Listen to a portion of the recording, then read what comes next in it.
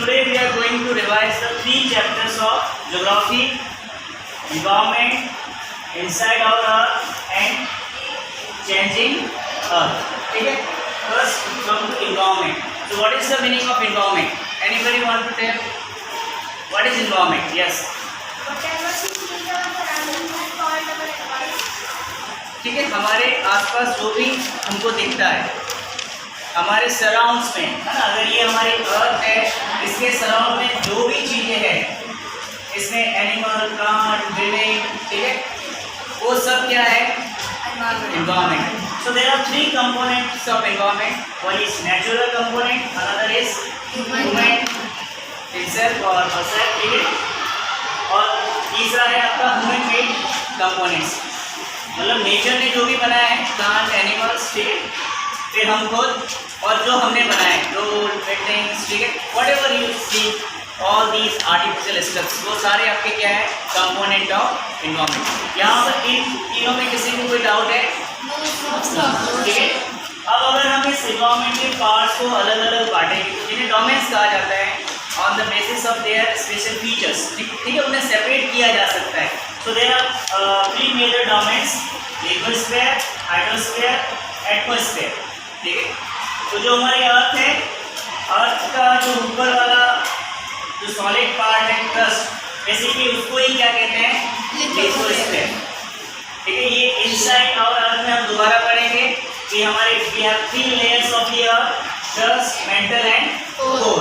तो जो ऊपर वाला पार्ट है आपका, वही बेसिकली लिथोस्फीयर में पढ़ा जाता है. सेकेंड है आपका हाइड्रोस्फीयर. इस अगर हम क्रस्ट में जो सॉलिड पार्ट है उसको छोड़ दें, ठीक है. अच्छा, यहाँ पर एक चीज़ और बताना चाहूँगा. लिथोस्फीयर में बेसिकली 2 चीज़ें आएंगी, एक तो क्या आएगा? लैंड, और दूसरा सॉइल. ठीक है. तो जहाँ पर भी हमको ये सारे प्लेन, प्लेट्यू, डेजर्ट, सारे फिजिकल फीचर्स मिलते हैं, वो सब आपका क्या है? लैंड है.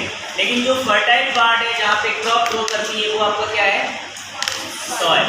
Is it clear? नेक्स्ट है आपका हाइड्रोस्फीयर. तो जो भी आप देख रहे हैं हमारी अर्थ के ऊपर पानी, चाहे वो किसी भी फॉर्म में है, whether it is in ocean, whether it is in lake, whether it is in river, whether it is present as ground water, वो सब आपका क्या है? हाइड्रोस्फीयर का पार्ट है. ठीक है. जो भी आपके इंपॉर्टेंट ओशंस है, कौन कौन से ओशंस है, कोई नाम बताना चाहेगा? ओशंस के नाम चलो बताओ. Indian ocean, Atlantic ocean, Arctic ocean, Pacific ocean. सबसे बड़ा ओशन कौन सा है? हमारे नीचे कौन सा ओशन है? इंडियन ओशन के 2 पार्ट कौन से हैं? Arabian Sea and Bay of Bengal. Is it clear? Next है आपका एटमॉस्फेयर. हमारी अर्थ के ऊपर जो भी एयर की लेयर है, इस ऊपर मीन्स चारों ओर, इतना याद रखना है ना.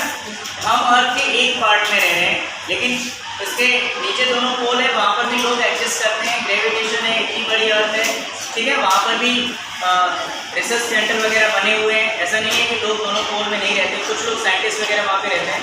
तो अर्थ के चारों तरफ लोग रहते हैं. तो अर्थ के चारों ओर जो एयर है, ठीक है ना, वो आपका क्या कहलाएगा? एटमॉस्फेयर. मैंने आपको 3 चीज़ें बता रखी थी: गैस, एयर और विंड. तो मैटर की वो स्टेट जहाँ पे पार्टिकल्स बहुत लूजली होते हैं, कोई मतलब फिक्स मास नहीं होती है, साइज नहीं होती है, वो आपके क्या है? गैस है. गैस, बहुत सारी गैसेज जब मिक्सर हो जाती है तो वो आपका क्या कहलाएगा? एयर. और जब एयर मूव करेगी तो क्या कहलाएगा? विंड. Is it clear? और जहाँ पर भी ये तीनों सिस्टम एक साथ में होते हैं, लाइट सपोर्ट करती है, हम रह रहे हैं, वो क्या कहलाएगा? ये एक बायोस्फीयर है. ठीक है. एक बायोस्फीयर में आपको क्या मिल रहा है? हवा भी है, जमीन भी है, पानी भी है, तभी आप यहाँ पे सर्वाइव कर रहे हैं. ठीक है. तो एक नैरो जोन जहाँ पर तीनों इंटरेक्ट कर रहे हैं और लाइफ है, वो आपके क्या कहलाएगा? बायोस्फीयर. बायोस्फीयर की एक छोटी यूनिट क्या होती है? इकोसिस्टम. तो इतना याद रखना है कि ecosystem are the parts of biosphere. They are smaller than biosphere.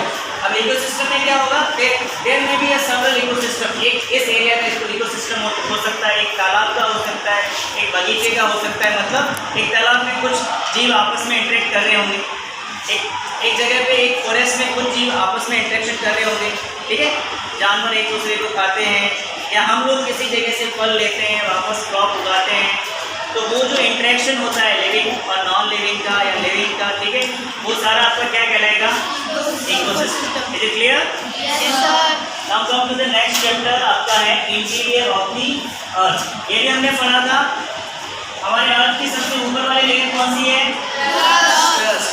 Crust के नीचे मेंटल के नीचे इसमें सबसे ज्यादा परसेंटेज किसका है? कितने परसेंटेज है?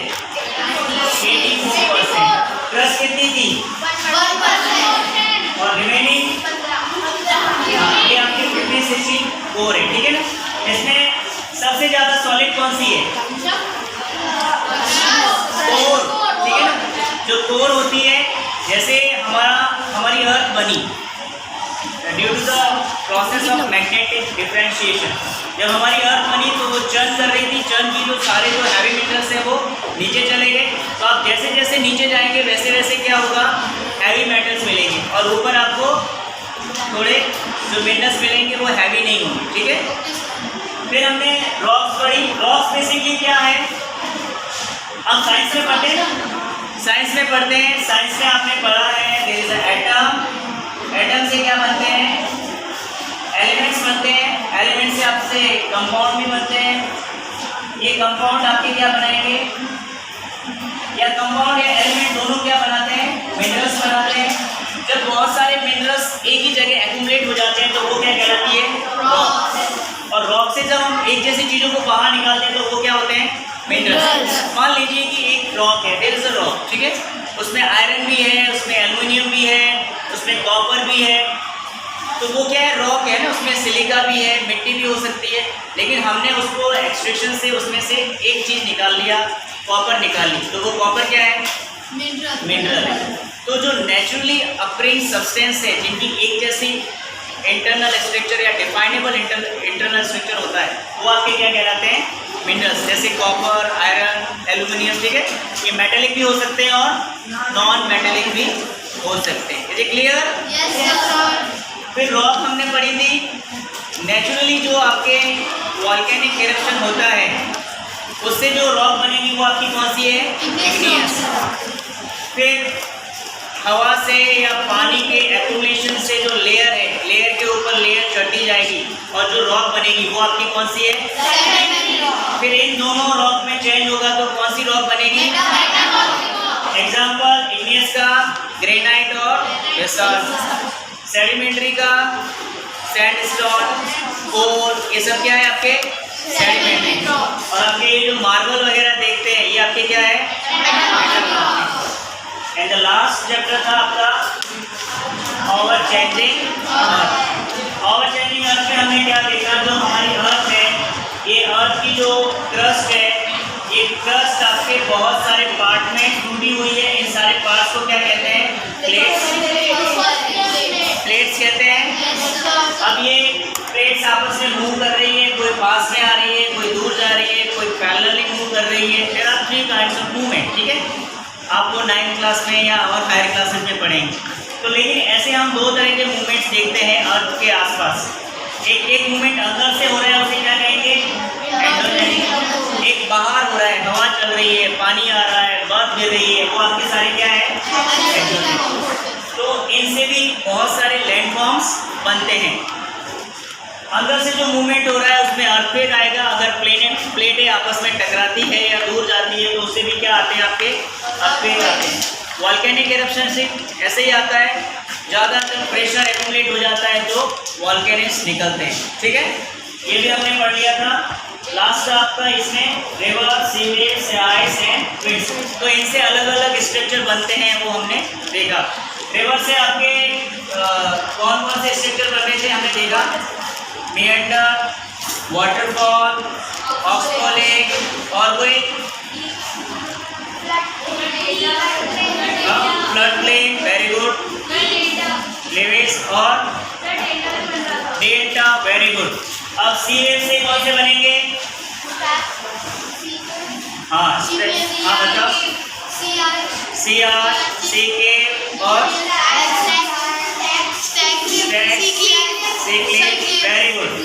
आइस से मोरेन था, ग्लेशियर मोरेन्स, ग्लेशियर मोरेन्स था, ग्लेशियर जो लेके आती है पत्थर को कहीं एक्यूमुलेट हो जाते हैं, ठीक है। और कुछ? ओके, विंड से